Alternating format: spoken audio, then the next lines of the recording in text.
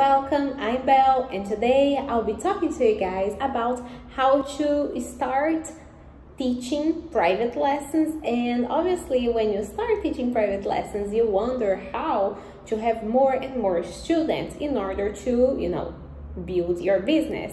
And I know this is a very controversial question, and a lot of people, different teachers have different answers. But today I'll be giving you guys my take on that and my advice as a private teacher myself. And before we do that, please make sure to subscribe to my channel. I put a new video every single Friday. Also, don't forget to click the bell and turn on your post notifications so that YouTube tells you whenever I post a video.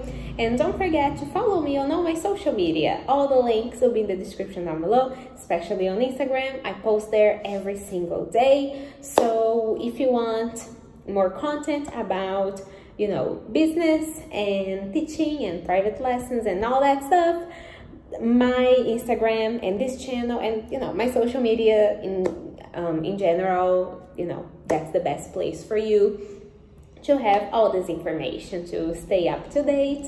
And also I have a course for teachers, Be the Material. So if you are a teacher who wants to learn more activities and more songs, to have more resources and techniques for your students, my course is definitely the right place for you. So check it out. The link will be in the description down below. So yeah, without further ado, let's go right into the video. So first of all, I feel like starting anything in life, anything that's new is nerve-wracking. So it's okay to feel nervous when you start teaching private lessons. When you start, if you are opening a school, it is very, very nerve-wracking. Anything that's new is nerve-wracking. I told you guys a few weeks ago that I've just opened my new business. So it is an English center. And, throughout the whole journey, I felt so nervous. I still feel very nervous because it is a lot. And when you open your new business, you definitely have to keep in mind that you'll be doing every single job. As a teacher, I don't only teach. That's not my only job. I have a million jobs. I have to charge my students, I have to plan out lessons, I have to see if the classroom is clean, if the patio is clean, if the library is clean, if everything is organized, if I have all the resources that I'll need, if it's just a lot of things. If the bathroom is clean and working properly, if everything, smells good, if the tables are clean, if it's just a lot of things. If all the bills are paid, there is a lot of things to pay attention to. So first of all, I know it's nerve-wracking, but it's fine. You'll survive. So let's, start talking about the things that you need to know in order to have more students. Because, this is the whole point of this video, how to get more students. So first of all, as a teacher, if you already teach at a school, I highly recommend that you embrace your, quirkiness. I know that this sounds just strange, but I feel like sometimes the things that make us, insecure are the things that make us stand out. And usually when you do things that you consider to be, cringe-worthy or, that you just feel insecure about, sometimes the students love those things. And this is what happened to me. When I used to teach at a school, I was very self-conscious about the way that I act in the classroom. The jokes that I make, or because I'm very, I'm a very colorful person in a way. I don't know if that's the right adjective to describe me, but I'm always happy. I'm like a bunny. Like that's how a student described me once, and I take that with me to this day, because I know now I know that that's what makes me stand out the most. And with that said, I feel like you should do the same. You know, sometimes when I was watched and observed in class, which is something that happens a lot when you work at a school, that's not something that, you know, always pleased the person who was watching me, but it's something that for some reason has always pleased my students, and they've always liked it. And I know that it's, you know, a quirkiness, like I said, it's something that's different, that, you know, not all teachers do. So having this particular thing about me, about my personality, is what makes me stand out as a teacher. So I'm a very, I move a lot in the classroom. I'm very active. I think active is the right adjective to describe me. Not exactly colorful, but I think it's more active. I'm very active. I rarely sit down in the classroom. I walk around a lot. I speak with excitement in my voice. I show them that I'm excited because, you know, as I said before many times, when you buy what you're doing, they will buy it too. So you have to act excited. And I know that not every day you'll be excited, but sometimes you have to put on a professional face and act excited. So this is, you know, what makes me stand out as a teacher.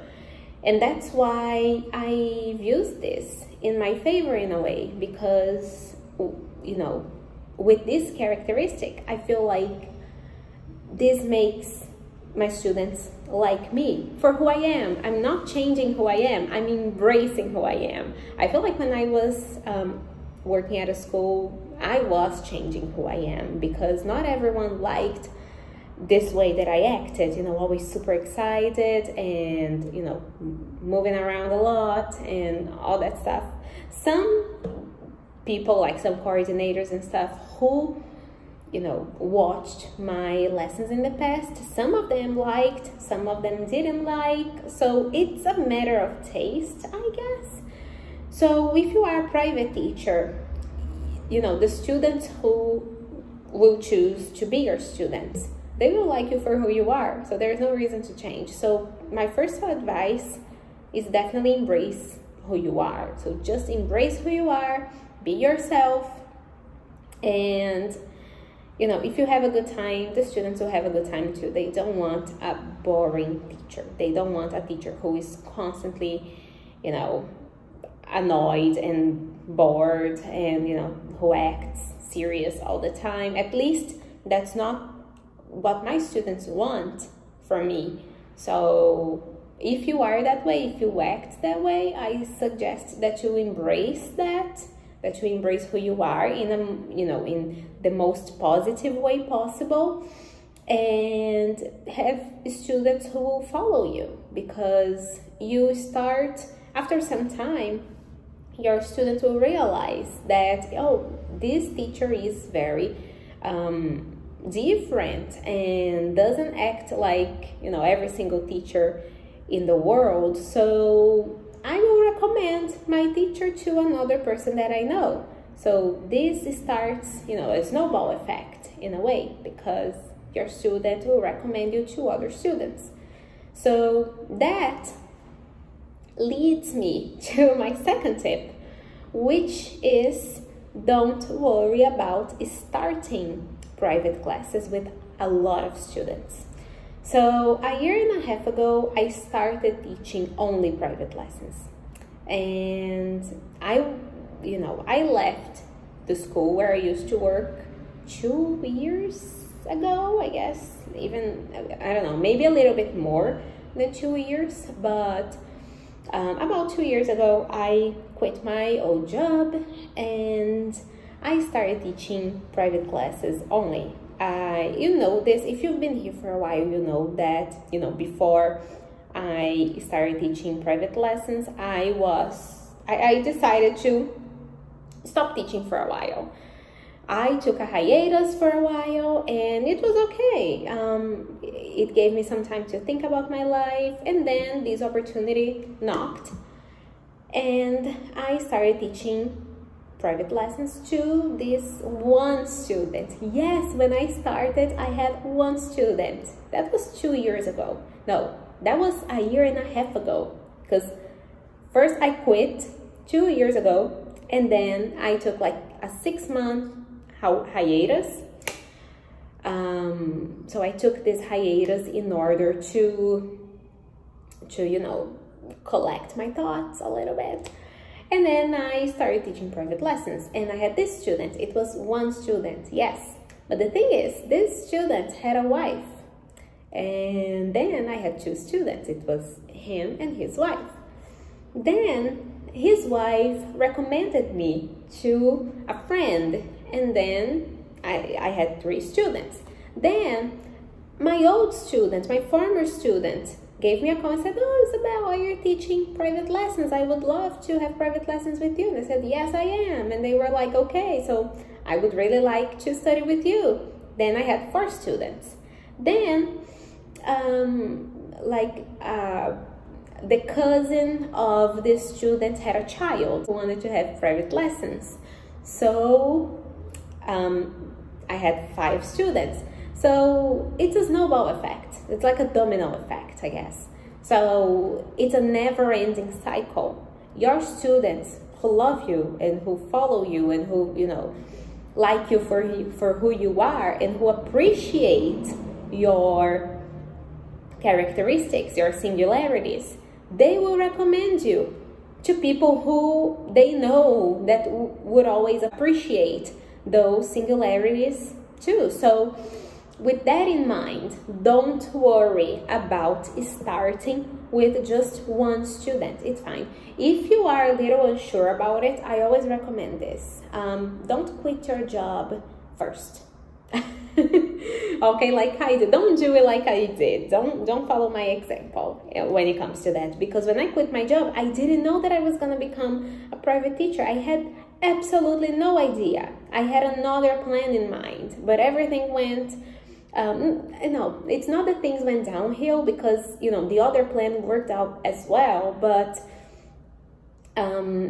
I realized that I still have a passion for teaching, and I realized this is what I was put on this earth to do. And even though the other career was a great career as well, I felt like this was the right thing to do. So that's why I decided to stick with teaching. So anyways, don't worry about having a lot of students. If you're feeling a little insecure about, you know, quitting your job, don't do it yet. Start with one. It's fine. After a while, you will probably have to make a decision and, you know, either quit your job or quit private lessons, which is something that I doubt you will quit, because it's amazing. And I know that some people don't like it, and it's fine, but for me it is amazing. So, you know, again, this is just my experience and, you know, my advice, things that I wish people had told me when I started teaching. So last but definitely not least, the last tip that I would like to give you guys is believing in yourself. When you believe in yourself, there's, you know, the sky is the limit. I know that this sounds very cheesy, but just believe in yourself. After a while teaching private lessons, I realized that my students believed in me more than I believed in myself. So that was just a crazy thing to realize. I see it now. I see how insane that was. And I'm very, very glad for the students that I have. And they really changed my life. They are amazing, and they've made me see so many things that I couldn't see by myself. And you know, that those singularities that I have, that those characteristics that I have are special, and I should feel good about them and not feel bad about myself or insecure. So I really appreciate them, not only for being my students, but also for being great people. And that's pretty much what I have to say. Believe in yourself, because when you believe in yourself, you'll see that there's literally no limits for you. You know, you will grow, and you come out of your cocoon and become a butterfly. And that was the cheesiest thing I've ever said in my life. But I also want to mention an example of a colleague of mine who, who always says that she wouldn't like to teach private lessons. She's not a private teacher, but she always says that she believes that she can't do it. And that makes me so sad, because she's an amazing teacher. She's incredible. She's a great, great teacher. And she always says that she feels like she can't do it. So I would really like to give everybody out there who's watching this video this advice, to always believe in yourself. Because when you believe in yourself, you can do it. I thought that I couldn't do it, but here I am. I have, an English center now, and I'm not trying to rub this in anybody's face. That's not what this video is, okay? I'm just saying that you should believe in yourself, and you will see, how many great, great things you can do. And as a teacher, just embrace who you are. Don't worry about the amount of students you're starting with, and believe in yourself. With these 3 things, you can definitely become the best version of yourself and start a business as a private teacher. And also, don't forget to do my course, Be the Material. Again, the link is in the description down below. So thank you guys so much for watching this video. One more time, once again, don't forget to subscribe, click the bell, turn on your post notifications, give this video a big thumbs up. Check out all my social medias and my course, Be the Material, and I see you next Friday for a brand new video. Bye!